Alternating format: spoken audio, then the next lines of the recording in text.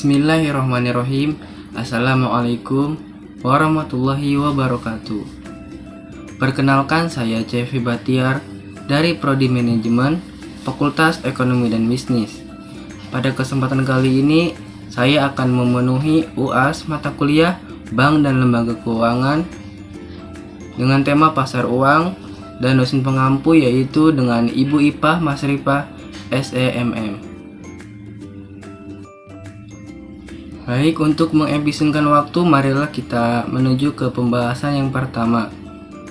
Yang pertama yaitu ada definisi pasar uang. Pasar uang atau money market adalah keseluruhan permintaan dan penawaran dana-dana, surat-surat berharga, atau instrumen finansial jangka pendek yang mempunyai jangka waktu 1 tahun atau kurang dari 1 tahun dan dapat disalurkan melalui lembaga-lembaga perbankan. Pasar uang ini sering juga disebut dengan pasar kredit jangka pendek.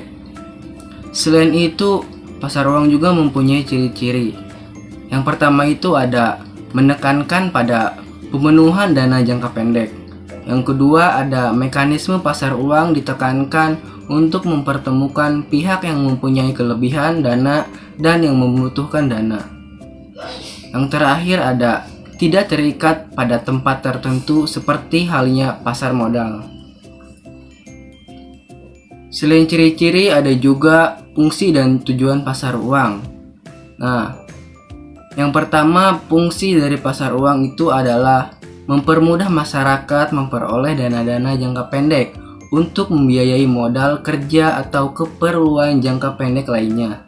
Yang kedua itu ada memberikan kesempatan masyarakat berpartisipasi dalam pembangunan dengan membeli sertifikat Bank Indonesia atau SBI dan surat berharga pasar uang atau SBPU.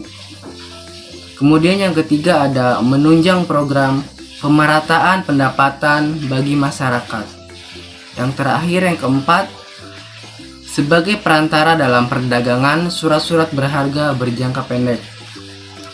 Kemudian ada juga tujuan pasar uang. Di sini dibagi menjadi dua. Yang pertama ada dari pihak yang membutuhkan dana. Yang pertama ada untuk memenuhi kebutuhan jangka pendek. Kemudian untuk memenuhi kebutuhan likuiditas dan untuk memenuhi kebutuhan modal kerja. Kemudian dari pihak yang menanamkan dana.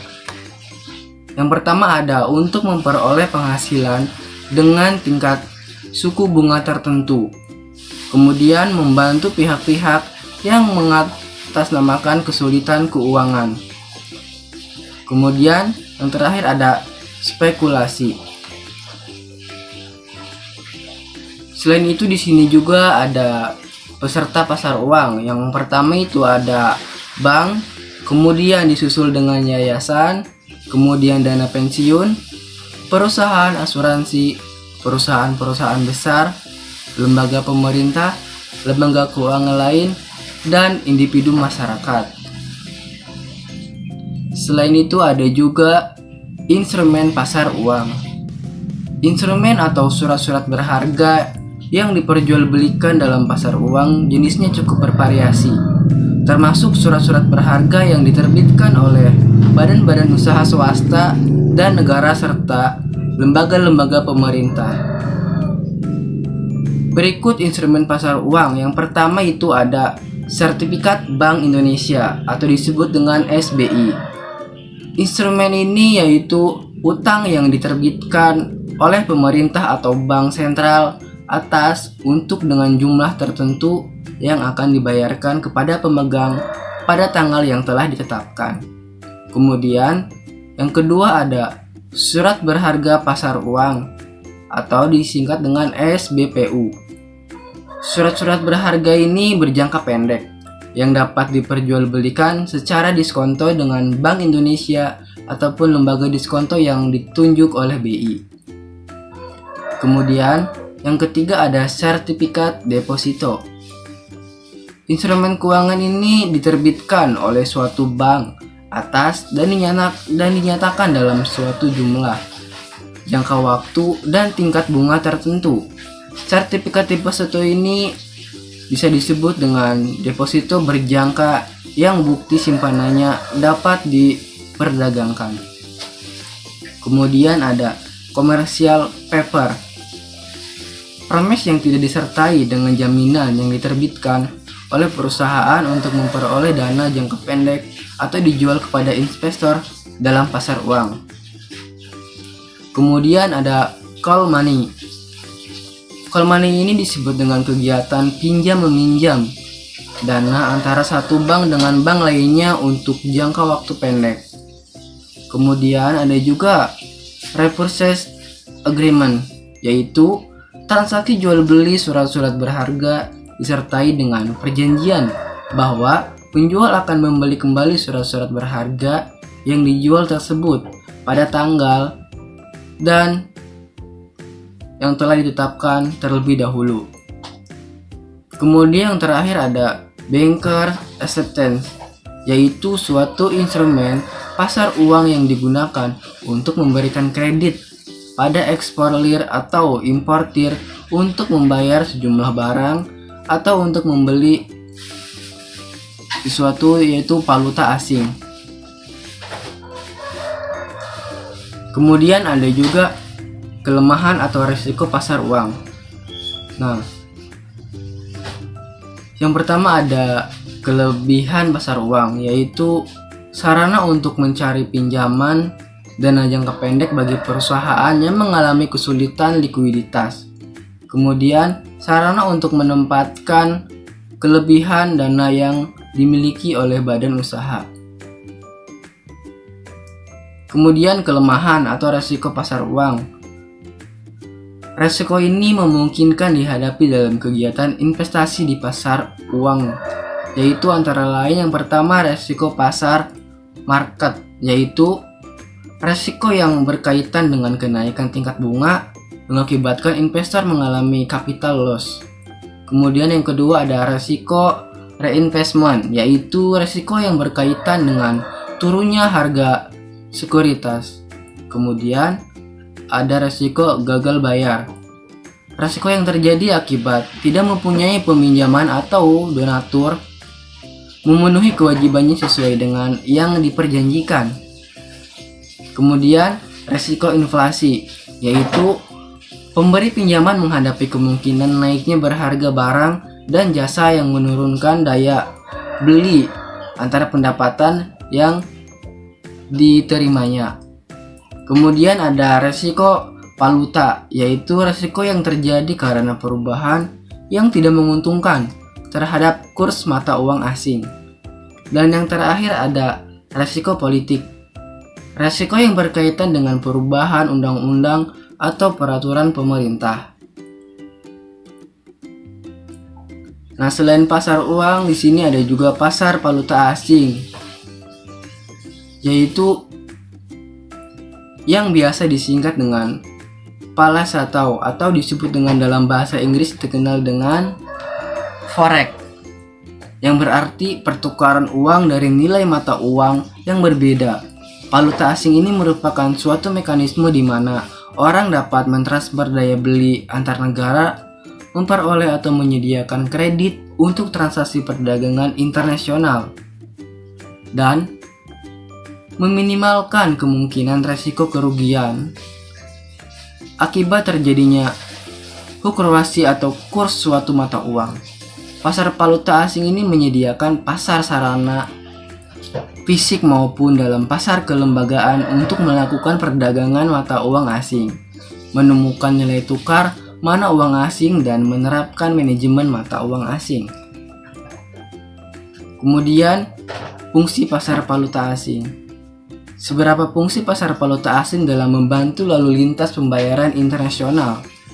Yang pertama yaitu transfer daya beli atau transfer of purchasing power. Sangat diperlukan terutama dalam perdagangan internasional dan transaksi modal yang biasanya melibatkan pihak-pihak yang tinggal di negara yang memiliki mata uang yang berbeda. Kemudian yang kedua ada penyediaan kredit. Pengiriman barang antar negara dalam perdagangan internasional membutuhkan waktu, oleh karena itu harus ada suatu cara untuk membiayai barang-barang dalam perjalanan Pengiriman tersebut termasuk setelah barang sampai ke tempat tujuan yang biasanya memerlukan beberapa waktu untuk membiayai barang-barang dalam perjalanan pengiriman tersebut, termasuk setelah barang sampai ke tujuan yang biasanya memerlukan beberapa waktu untuk kemudian dijual kepada pembeli. Yang terakhir ada mengurangi resiko falas, yaitu importir mengharapkan atau memperoleh keuntungan dalam usaha perdagangan. Dalam kondisi normal dari kemungkinan resiko yang tidak diperkirakan, misalnya terjadi perubahan kurs yang tiba-tiba sehingga mempengaruhi besarnya keuntungan yang telah diperkirakan. Di sini ada juga para pelaku pasar valuta asing. Yang pertama itu ada dealer, yaitu pada umumnya disebut juga sebagai market maker yang berfungsi sebagai pihak yang membuat pasar bergairah di pasar uang. Dealer umumnya mengkhususkan pada mata uang tertentu dan menetapkan tingkat persediaan tertentu pada mana uang tersebut. Kemudian yang kedua ada perusahaan atau perorangan. Perusahaan maupun individu dapat pula melakukan transaksi perdagangan valuta asing, yaitu pasar valuta asing dimanfaatkan untuk memperlancar transaksi bisnis. Yang termasuk dalam kelompok ini adalah eksportir, importir, investor internasional, perusahaan ataupun multinasional dan lain-lainnya. Yang ketiga ada spekulan dan arbitrator, yaitu spekulan ini atau arbitrator ini bertindak atas kehendak mereka sendiri dan mereka tidak memiliki kewajiban untuk melayani konsumen serta tidak menjamin kelangsungan pasar.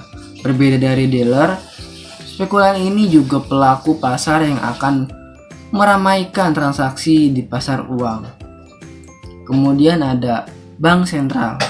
Fungsi bank sentral ini dalam pasar valuta asing umumnya adalah sebagai stabilator nilai tukar mata uang lokal bank atau memanfaatkan pasar valuta asing untuk mendapatkan atau memperbelanjakan cadangan. Kemudian ada pialang. Nah, pialang ini berarti bertindak sebagai antara yang mempertemukan penawaran dan permintaan terhadap mata uang tertentu agar dapat melaksanakan tugasnya dengan baik. Selain itu di sini ada juga kelebihan dan kekurangan falas. Yaitu kelebihannya transaksi 24 jam, berlikuiditas, rendahnya biaya transaksi, keuntungan dari kenaikan dan penurunan harga, margin perdagangan, dan keuntungan dua arah. Kelemahannya yaitu ada dua, yaitu resiko kurs pertukaran, yaitu resiko ini timbul sebagai akibat dari naik turunnya nilai tukar. Kemudian ada resiko negara asal, yaitu timbul dari akibat campur tangan pemerintah yang mata uangnya diperdagangkan di pasar falas. Contohnya seperti investasi bank sentral di negara tersebut dengan menaikkan tingkat suku bunga atau melepas obligasi pemerintah. Pembelian valuta asing ini secara besar-besaran oleh pemerintah dan sebagainya. Kemudian yang terakhir yaitu ada kesimpulan.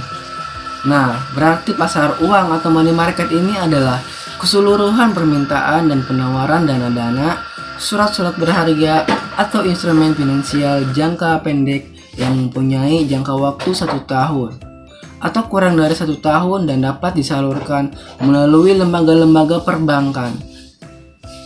Peserta pasar uang ini antara lain bank-bank, perusahaan-perusahaan umum, lembaga pemerintah, individu, dan lembaga keuangan lainnya. Terdapat jenis-jenis risiko investasi, yaitu risiko pasar, risiko reinvestment, risiko gagal bayar, risiko inflasi, risiko valuta, dan risiko politik. Pasar valuta asing juga menyediakan pasar sarana fisik maupun dalam pasar kelembagaan untuk melakukan perdagangan mata uang asing. Kemudian, pemilihan dana dalam pasar uang selalu berkaitan dengan pasar uang. Artinya jika kita hendak menginvestasikan uang, kita dalam pasar uang ini, maka kita akan selalu mempertimbangkan kegiatan yang terjadi di pasar falas. Demikian pula sebaliknya. Mungkin sekian presentasi yang dapat saya sampaikan. Kurang lebihnya mohon maaf. Saya tutup. Wabillahi taufiq wal hidayah. Assalamualaikum warahmatullahi wabarakatuh.